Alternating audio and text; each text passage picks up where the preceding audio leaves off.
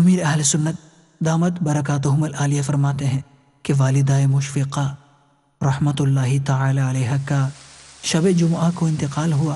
الحمدللہ عز و جل کلمہ طیبہ اور استغفار پڑھنے کے بعد زبان بند ہوئی۔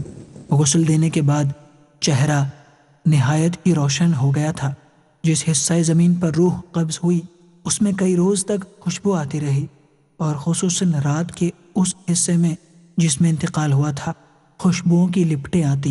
تیجے والے دن صبح کے وقت چند گلاب کے پھول لا کر رکھے تھے جو شام تک تقریباً تر و تازہ رہے، جو میں نے اپنے ہاتھ سے والدہ کی قبر پر چڑھائے۔ یقین جانے ان میں ایسی عجیب بھینی بھینی خوشبو تھی کہ میں حیران رہ گیا۔ کبھی میں نے گلاب کے پھولوں میں ایسی خوشبو نہیں سونگھی تھی، نہ ابھی تک سونگھی ہے، بلکہ گھنٹوں تک وہ خوشبو میرے ہاتھوں سے بھی آتی رہی۔ والد محترم کے انتقال کے بعد محترم عبد الغنی صاحب جو امیر اہل سنت دامت برکاتہم العالیہ کے بھائی تھے اور عمر میں آپ سے بڑے تھے، وہ بھی ٹرین کے حادثے میں انتقال فرما گئے۔ انا للہ و انا الیہ راجعون۔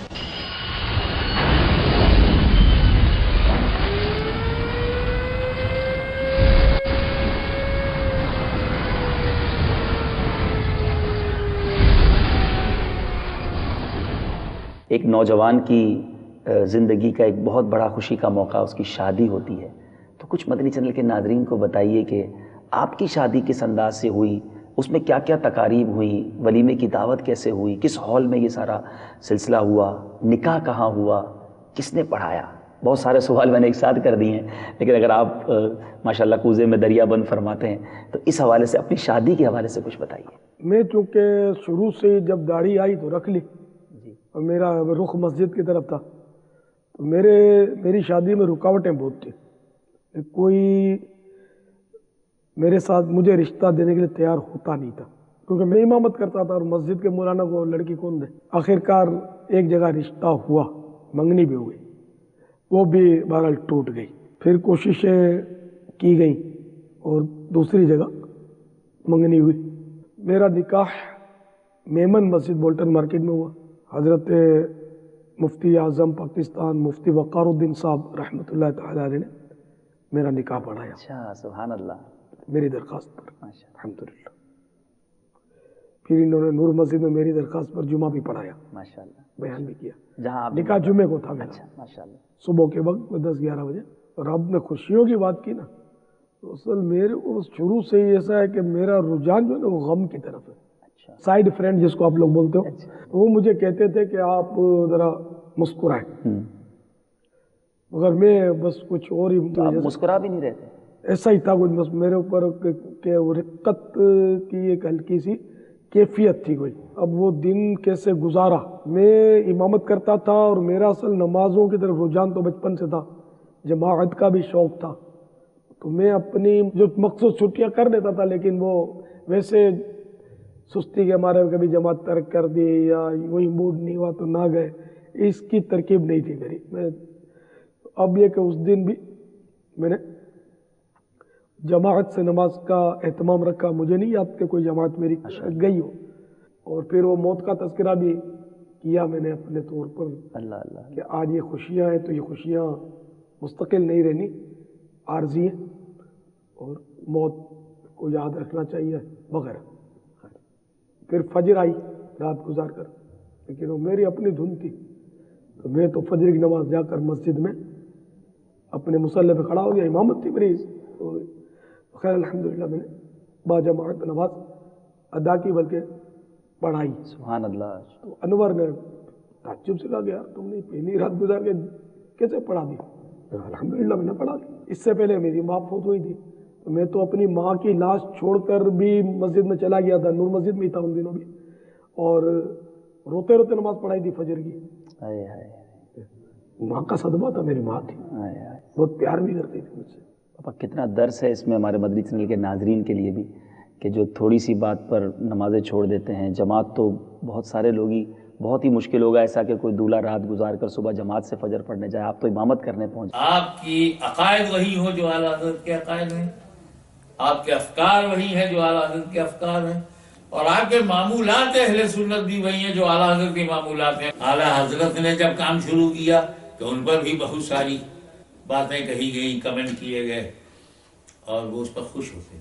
اس پر وہ خوش ہوتے تھے. ایک مرتبہ صدر الشریعہ علامہ امجد علی رحمۃ اللہ تعالیٰ علیہ نے کہا کہ یہ آپ کو گالی بھرے خطوط آ رہے ہیں، ایسا کچھ ہونا چاہیے. آپ نے کھولا، ڈیسک سے نکالا، اچھا تو امجد علی یہ پڑھو.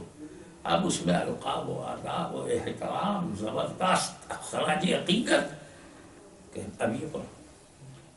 تو جب میں ان القابات اور خطابات کا حق ادا نہیں کر پا رہا ہوں، ان گالی گلوچ کا جواب دینے کی کیا ضرورت ہے؟ مطلب یہ ہے کہ استقامت پر قائم رہو. اعلیٰ حضرت کی اتنی کرامت ہم نے نہیں سنی جتنی ان کی استقامت ہم نے سنی. اور الاستقامت تو فوق الکرامت. بے شک حقیقت میں اعلیٰ حضرت فاضل بریلوی کا چلتا پھرتا عشق جا رہا. سب بات آ کے ختم ہوگی کہ ہم سب کا کام کرنے کا طریقہ سب مدینے والے کے لیے. یہ ہم بریلی جا رہے ہیں مدینے کے لیے، مالیرا جا رہے ہیں مدینے کے لیے، اجمیر حاضر ہو رہے ہیں مدینے کے لیے، دعوت اسلامی میں گئے مدینے کے لیے، جینا مدینے کے لیے، مرنا مدینے. تو میں ان تمام لوگوں کو دل سے مبارکباد اور اپنی نیک دعاؤں، نیک خواہشات میں شامل کرتا ہوں کہ مولا تعالیٰ تمام اسلامی بھائیوں میں اسلامی اخوت بھی دے، استقامت بھی دے، اور لال و تان سننے کی ہمت بھی. مسلک کا تو امام ہے الیاس قادری، تدبیر تیری تام ہے الیاس قادری. مسلک کا تو امام ہے الیاس قادری، تدبیر تیری تام ہے الیاس قادری. فکر رضا کو کر دیا عالم پہ آشکار، فکر رضا کو کر دیا عالم پہ آشکار. یہ تیرا اونچا کام ہے الیاس قادری، یہ تیرا اونچا کام ہے الیاس قادری. سرمستی رضا کی ہر عالم میں دھوم ہے، سرمستی رضا کی ہر عالم میں دھوم ہے. ساقی دور جام ہے الیاس قادری، ساقی دور جام ہے الیاس قادری. سنت کی خوشبو سے زمانہ مہک اٹھا، سنت کی خوشبو سے زمانہ مہک اٹھا. فیضان تیرا کام ہے الیاس قادری، فیضان تیرا کام ہے الیاس قادری. امریکہ، یورپ، ایشیا، افریقہ، ہر زمین، امریکہ، یورپ، ایشیا، افریقہ، ہر زمین کرتی تجھے سلام ہے الیاس قادری، کرتی تجھے سلام ہے الیاس قادری. تنہا چلا تو ساتھ تیرے ہو گیا جہاں، تنہا چلا تو ساتھ تیرے ہو گیا جہاں.